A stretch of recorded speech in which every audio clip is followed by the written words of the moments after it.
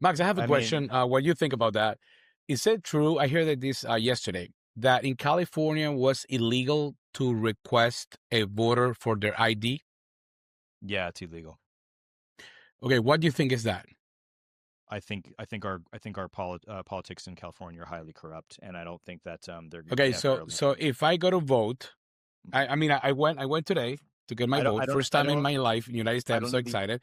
I have my card here, bring my license, and I'm expecting somebody to verify that I can vote, that I'm a legal voter, and I earn my right. In California, I just can't come into a school, just click whatever I like, and I'm out. And it's basically illegal to somebody to request my ID. That's insane. And it's let me tell insane. you, I It's ran out of my country because things like this. yeah, I it's totally insane. ran out. And it started for political decision. It started with bringing people from other countries illegally to allow them the possibility to vote for the president that was giving them free stuff and placing them in certain areas, as I am kind of feeling is happening, and allowing them the rights to vote wherever they want. So, I mean, will that affect or not? I don't know, but those are the things that I am running away from. So And you saw massive corruption as a result of immigrants voting in Venezuelan elections before you left. yeah, of course. I mean, you have a So president that real doesn't quick, have Max, I any think you any need to support clarify. on the It's not street. immigrants voting; it's illegal immigrants. You keep using the word You're immigrants for the Yeah, sake sorry. well, of I mean, I'm exactly. confusion. sorry. If I'm a Totally correct, legal Edwin. immigrant, I have I my agree with you passport and I completely. can vote, I can prove it. But the fact that somebody says it's illegal to request my identification in order for me to get my vote, that's insane. Like honestly, it seems like a horror movie. Yeah, it wasn't just that that in California it's legal to ask for someone's vote. What happened was that in the city of Huntington Beach, the city made a policy by in which they were going to, as a city, demand voter ID. And the governor of the state, Gavin Newsom, I don't know if it was through an executive order, but he made it illegal for any city municipalities to request voter ID. And I don't know exactly what that means. My wife and I were just talking about this in regards to voting. If we're able to just go in and say, hey, I'm not going to give you my ID, and we're going to vote anyway, because we're even concerned about mailing in our ballots and having them counted accurately. Really, I mean, Or burned like they did in Portland. Or did you hear about the one in Washington where they were burning voter Yeah, boxes? Did you hear sorry, about that's this? what I meant. Yeah, Oh, Washington. yeah, it was with I guess there was some kind of graffiti or something that said, save Palestine, I think, or something like that, but it was I mean, and a lot of these things in regards to, voter integrity and, in the country in general, I get concerned on the level of what it means if you've actually got a controlling body that's in control, but they don't actually have the support of the population. That's a big one. That's a big concern I've got, because you end up with these situations. You do get people who get more and more upset. Trevor, you had a comment. Like you were about to say something. Mm-mm. Okay. No, I don't. I don't. I don't. I don't. I mean, the only thing I would say is I'd like to know how big of a problem it really is, because I don't know. I don't. I don't know how many illegal immigrants are voting and the extent to which it's Well, affecting who is selected.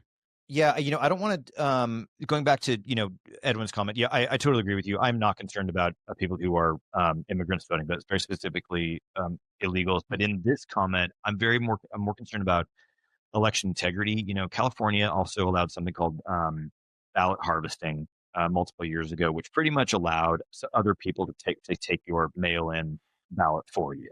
You had someone else who could sign their ballot, and someone else could go and pick it up and take it and vote on your behalf. And that's been pointed to by a number of people. And Trevor, going back to your thing on numbers, yeah, you're right. We have no numbers on these things. These are untrackable figures. The unknowns of these Have things. you looked, or are you just Well, saying yeah, I that? mean, yeah, but how can? But no, but Trevor, seriously, how would you know an unknown stat? It's I like would. it's like someone. It's How like do you someone know gets it's not quote known though? I'm challenging the fact that just like because no, you hey, haven't found it, it doesn't exist. if they existed, they wouldn't allow it. So Governments it allow all would, types of stupid things that are contrary to to existing facts. it'd be like saying, or like I saw a headline on this. The majority of fentanyl coming across the border comes through the border. And 80% of the crossers are American citizens. What? But what's, Yeah. I'm not referencing this. So no, my point is very specific on fentanyl. But my point is the fentanyl that's not coming through the border, they don't know what that is. Is it more through the border because there's a road there? Okay, maybe. But the number that's going through not the border, that's not being caught because they never caught it at all, they don't have a statistic on that because they can't. It's an unknown statistic. They know it's coming through. They know what numbers they've caught. They do not know what numbers they haven't caught. There's methods where you can at least get an idea. Even the things like you truly don't know, there's. I mean, I would. What? It's better than guessing.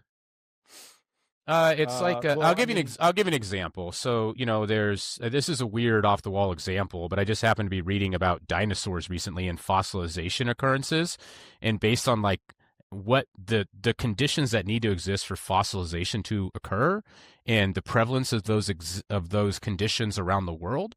From that, you can extrapolate like, okay, probably this based on what we have found in the fossil record, there's probably like we've probably only found like 20% of the species that existed based on the frequency of the conditions that are necessary for fossilization to occur, right? So like we don't know how many other dinosaurs there are that we'll never see, that we'll never know what they look like for sure, but we can produce an educated guess that it's probably like, 5 or 6 times more than what we've discovered, right? And you can apply that same type of methodology to just about anything. I don't know if you'll get a printed report that'll have that, and if you do, it's probably going to be, a lot of these studies that we're talking about, they're to even reproduce the statistics, and on statistic studies that I've done, you can use numbers to really paint what picture you want. And I think this is one of the things that comes into, and I think also when you're talking about hyperbole, I think this is definitely a hyperbole conversation in regards to, what your current beliefs are regarding, certain populations, and I guess maybe Trevor, I'll ask you this question. Have you seen any of the news, from, France, these other locations, in Europe?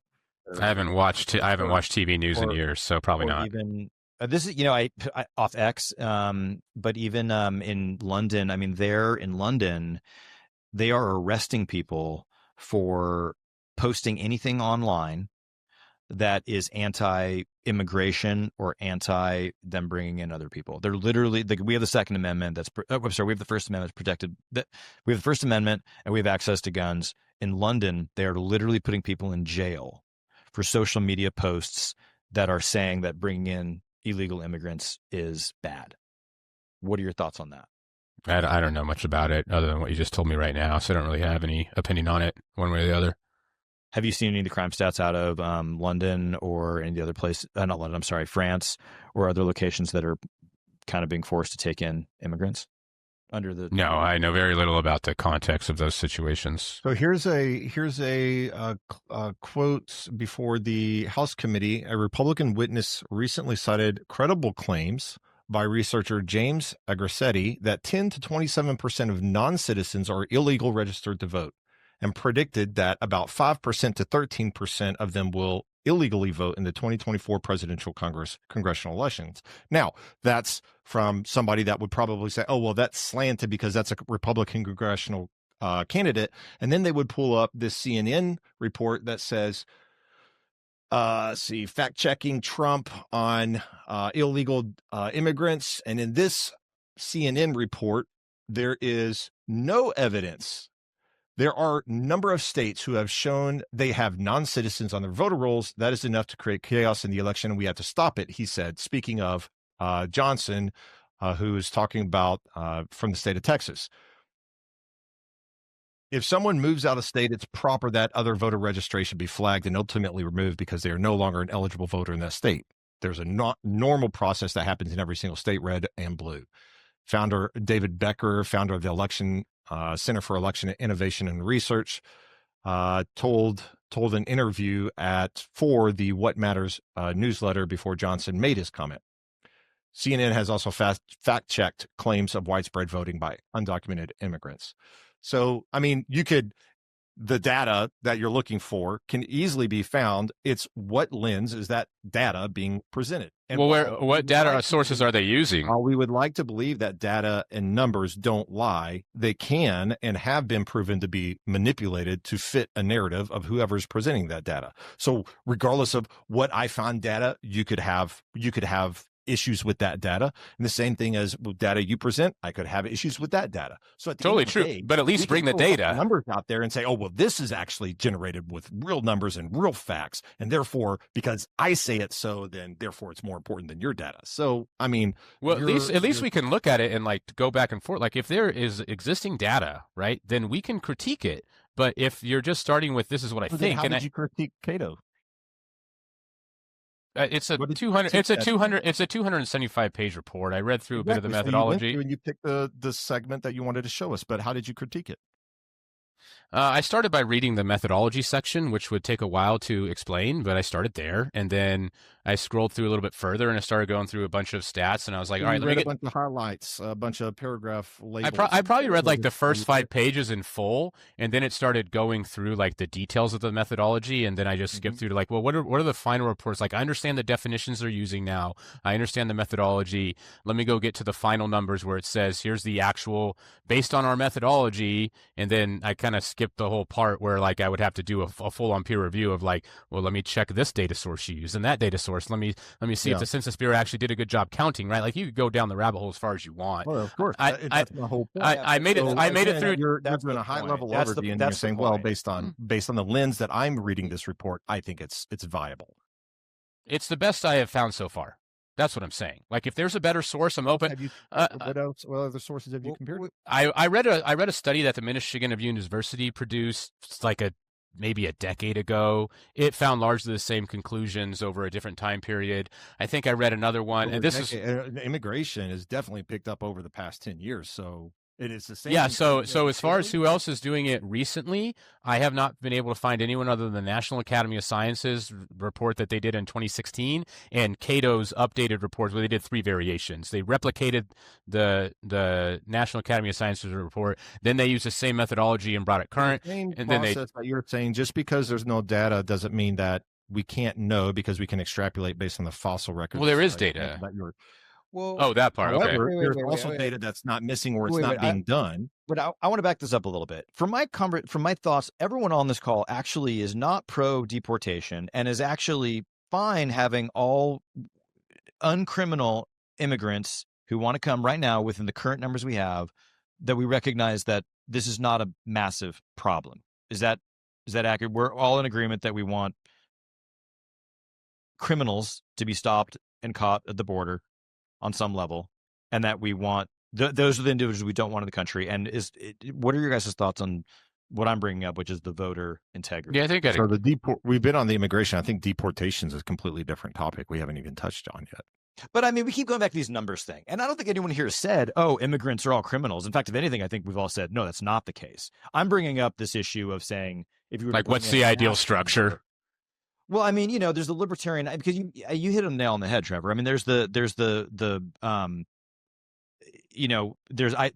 moral side to it, and then there's the functional side to it, which are kind of meeting head to head. I mean, we don't want to have people, who want to be honest individuals and raise their families in a safe environment be turned away, but we also have this portion of individuals that are potentially highly dangerous. Some, not all, but some. And then we've got this issue of, election integrity, which, for me, I guess I do want to ask this. What are your guys' thoughts on voter ID and in-person voting? And I am curious, Marco. I mean, I do believe that the point that I brought, I think that I have to present my ID and be verified with my identity, that I'm capable and have the right to vote. And I think actually that should be 100% of the cases without exemption. And in person or, mail-in, I think that could be, a personal decision. I don't think you can enforce myself to go and vote in person. What I would say is just have to make sure that the ballot that are mailed are in control by, somehow, and just make sure that the count is real. But besides that, um, we just had a pretty intense election in Venezuela, and Maria Corina, who is our the opposite side leader, uh, versus Maduro. She was pretty clever. In Venezuela, I can talk a lot about elections. So, and we knew this was going to be a scam. They're going to steal the elections. There's no way that anybody in the world believe that Maduro have majority of the votes. That's totally BS. But knowing already that the election was going to get steal by the government, she installed a technology where the ballots, like the paper that you print in the machines with a count of every single vote per table, she had one individual person sitting in each table of the entire country. And the government, what the government didn't knew was that people from the government was playing the game along with Maria Corina. So they scanned every single ballot and uploaded into their own portal. It was something done, I think, with a blockchain technology or something like that. And you go into a website and put your identification number, and it shows you your table, your vote, and the result of that table. Oh, wow. Yes. That's And cool. besides that, she took all the members of each table took a copy of the ballot hidden in their pockets, the original one, and took it to the main house where all these opposite team were. It seems around the world the best and more clever election protection technique ever had, because we have had so many elections stolen before, and she's a crack. Well, that was in July 28th. So far, the world still do not recognize Maduro as a president. The majority of it is still he is in place, and we're going to see what happens in January. But we have had 1,000 people in jail illegally, just because protesting, and hundreds of deaths. And I'm telling you, elections can be very easy to get robbed. And anymore, if you have papers going left and right, and people just manually counting whatever they please. So I don't know. I think Maria Corina, should teach more about this subject to governments around the world. She was pretty clever. So yeah.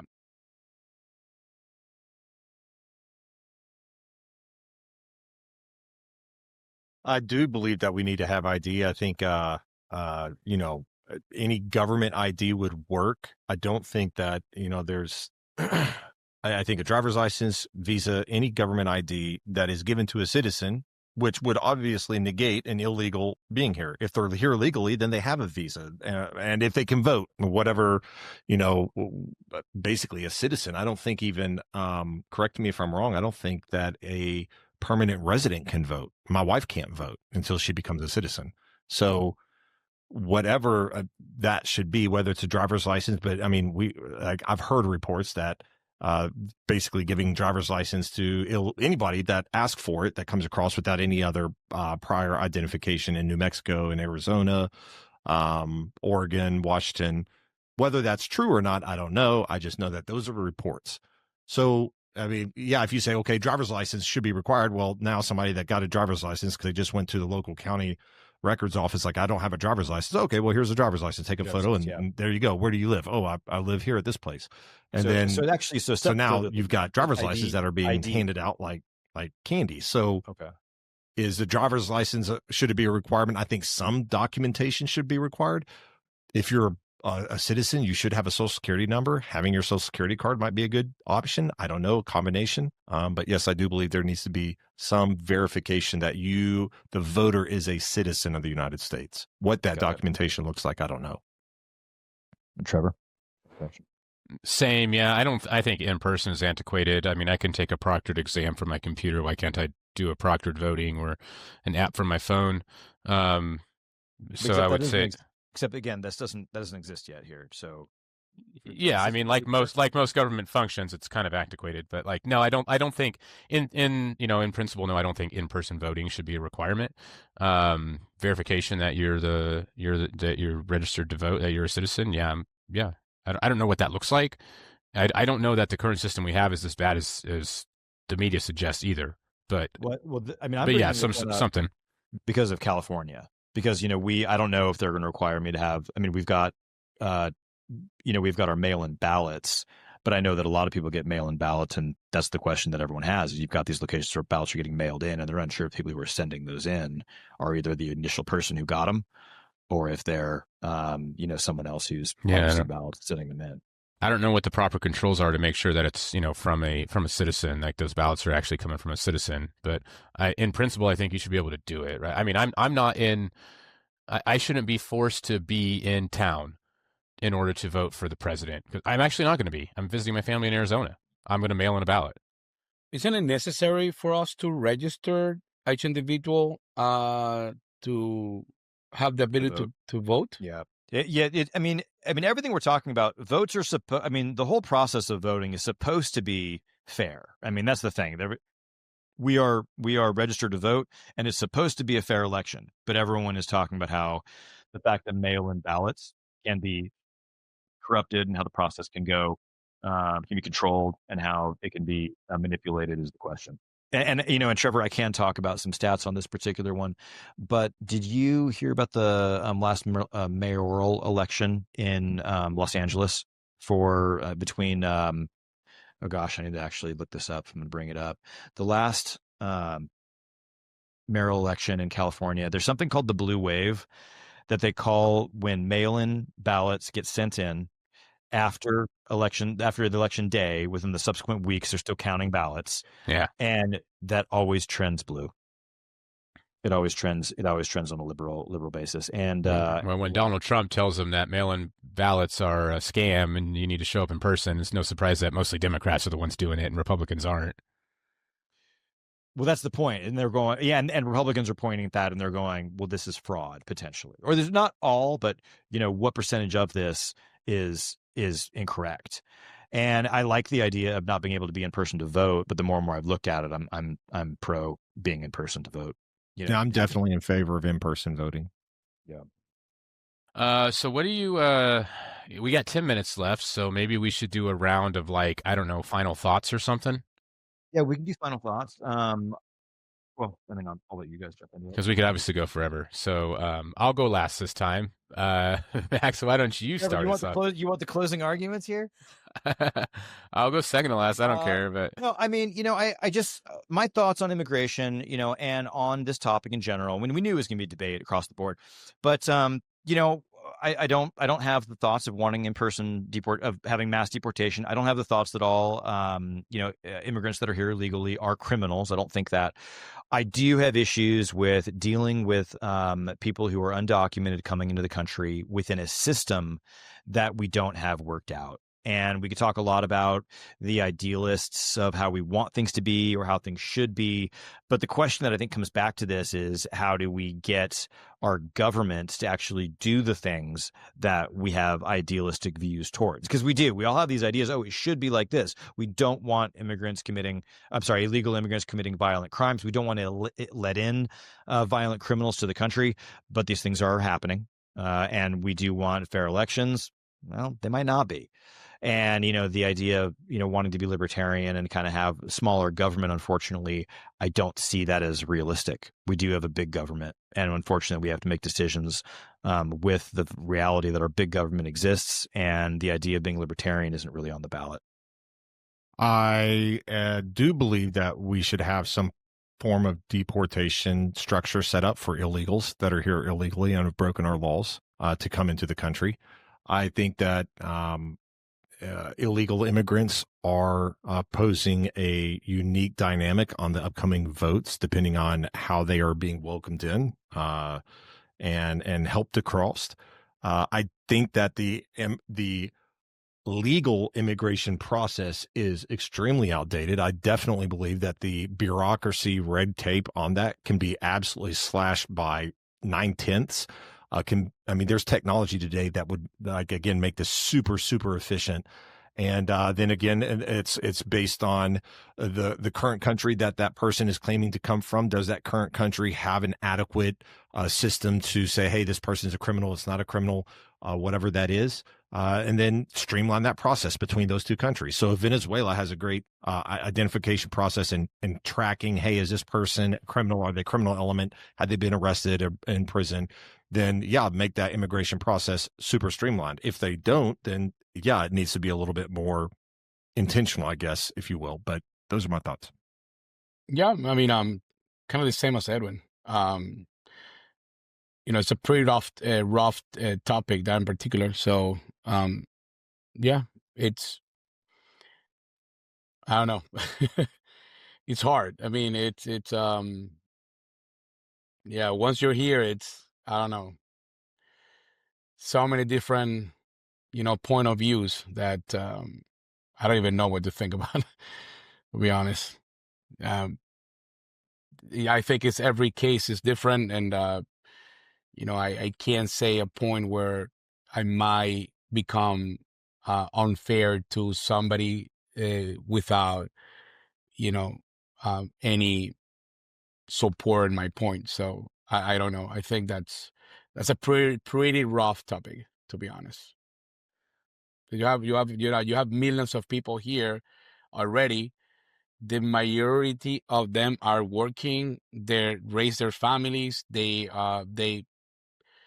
bought a home or they're renting, and so what are you gonna do? Like, it's pretty tough. Trevor? Yeah, I would suggest firstly that, if you consider the typical immigrant, they come here when they're an adult, so they already are not going to consume a large chunk of government resources that someone who goes through our education system does and produces no income during that time. And so it's not a stretch to say these actually are fiscal contributors to big government problems, rather than using more benefits than they pay in taxes, right? And I think the best data available supports that. So I would say that even under a big government environment, immigrants are a solution to the fiscal problems that we face as a government, rather than a contributor to the problem. And that in an ideal world, immigrants should just be treated as individuals, not groups. And the criminals should be prosecuted individually, and markets should decide the economic decisions, not the government, in terms of like how many people should be allowed to come here for economic reasons. Let's just let the market work that out itself, and no individual or institution should be making that decision. And finally, I think a lot of what's said is seldom put to an empirical test. Like, I was the only one that showed up here. Nothing against you guys. This is normal. I was the only one that said, let me find something, as opposed to just showing up with opinions, right? And that's the general rule, is like people just say what they feel and don't seek to find some source of information that has at least attempted to quantify these supposed problems. I wish that more people would behave that way, and like let's talk about the actual data and its validity or not, rather than just not even look for it. In a court of law, the reason that you have to give the opposing side all your information is so you all have time to review it.